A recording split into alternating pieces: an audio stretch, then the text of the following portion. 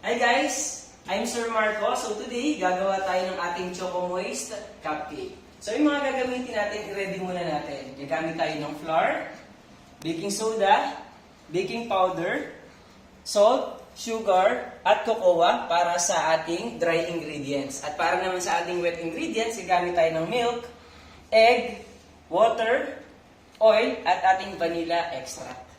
So una ang gawin natin ay mix muna natin ang ating dry ingredients.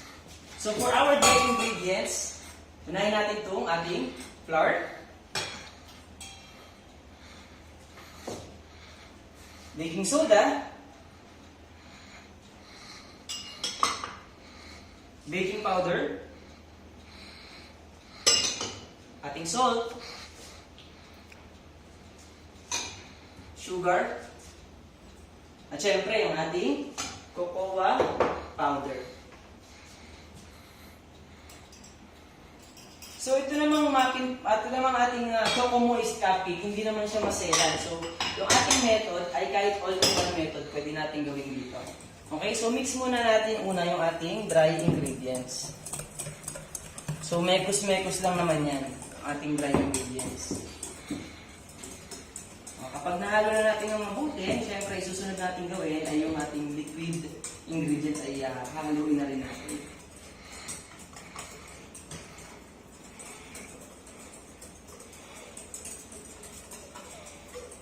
Okay, so okay na yung ating dry ingredients. Sunod natin yung ating liquid ingredients sa separate na bowl natin.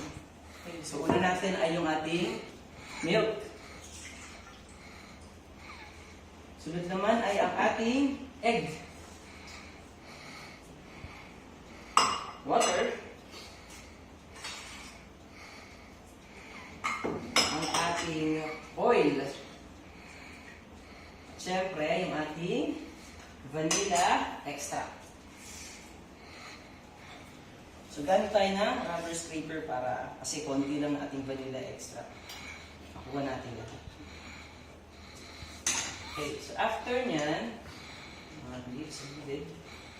so dahil okay na at ating dry ingredients, nimimix naman natin na mabuti itong ating liquid ingredients.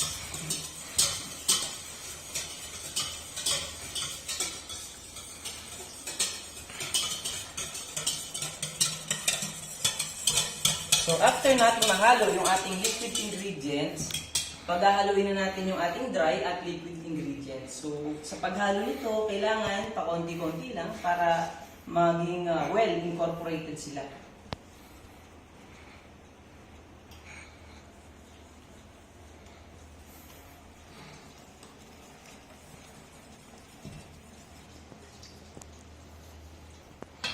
Tapos, simutin din natin kasi sayang.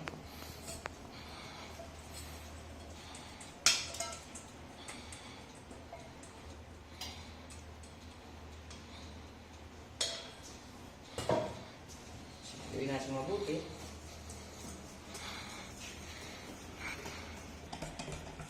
So ayan, ayos na yung ating pagmimix. Napaghalo na natin na maayos yung ating dry at liquid ingredients. So kanina, bago tayo talaga mag-start ng mixing, naka-preheat na yung oven natin. Ang reason nito, para tuloy-tuloy yung baking process natin. So after natin mag-mix, lalagay natin sa muffin pan and then rekta na natin sa oven. So yan, after nating i-mix yung ating liquid and dry ingredients, kukunin na natin siyempre yung ating muffin pan, saka yung ating cupcake liner, at yung ating liquid melting cup. So ang gagawin natin una, lalagyan natin ng liner, yung bawat butas ng ating muffin pan.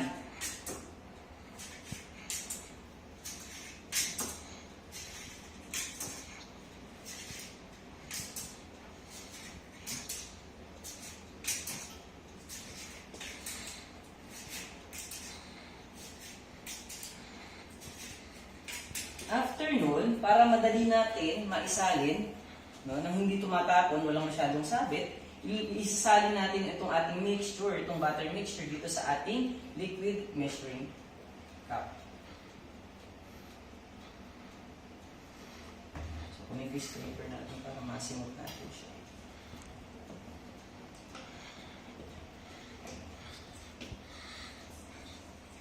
Sayang kasi.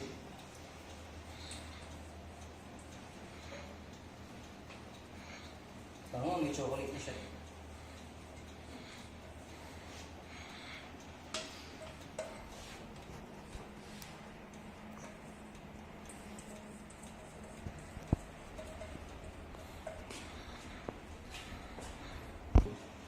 Okay, so after nun, na naisalin na natin sa ating liquid measuring cup, salin natin sa ating muffin pan na meron ng liner. No? So 3/4 full lang yung gagawin natin. No? Hindi natin pupunuin siya kasi mamaya aalsa pa siya during the baking process.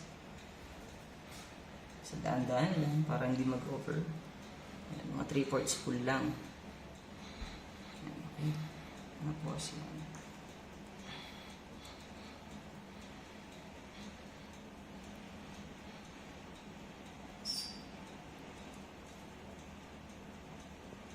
Yan, so after natin na isalin yung ating butter mixture sa ating muffin pan, ito na.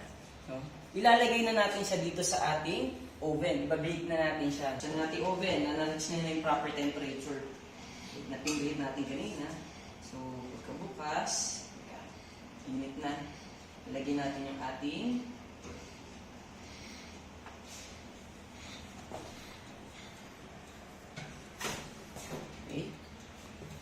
sasaran lang natin dahan-dahan.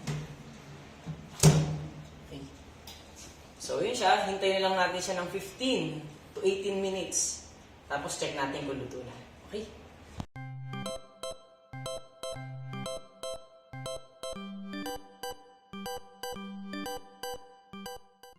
Okay, so after 15 minutes, check na natin yung ating Choco Moist cupcake kung okay na.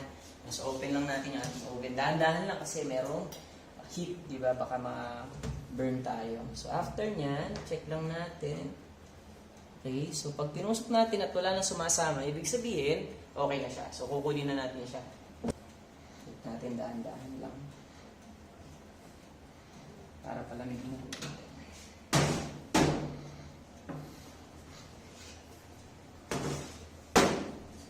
So, itong Choco Moist cupcake natin, papalamigin lang natin. Pwede natin ilagay sa cooling rack. Tapos, pwede na natin siyang iserve kung sino man yung gusto natin pagbigyan at gustong kumain ng ating ginawa or binake na Choco Moist cupcake. So, yun lang guys.